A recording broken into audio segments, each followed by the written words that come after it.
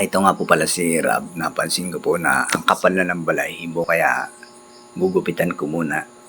Kung gusto nyo nga po pala makatipid sa pagpapagupit, napakamahal po ngayon ng pagupit Pag gantong kaliliit, 450. Pero pag lumaki na ho dyan, mas mahal pa ho. Kaya mas maganda bumili kayo ng sarinyong razor. Napakadali lang naman pong gamitin.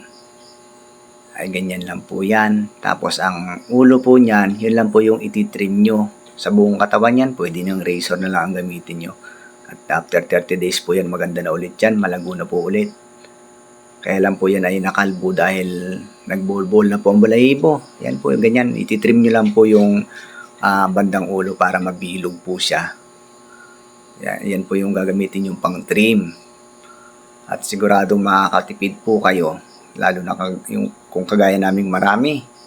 Ayan, magagamit pa ho yan sa paa para hindi ho mabaho kasi tumatabi ho yun sa pagtulog nanginginig-ginig pa. Kailangan nyo lang pong isabit ng ganyan para hindi siya makapalag. Nanginginig pa ho yan sa takot. Ayan, ganyan. Ay, makapabilis lang yan. Ganyan na po siya nung magupitan. Kapogi na.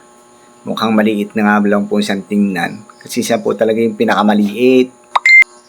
Salamat po sa inyong panonood.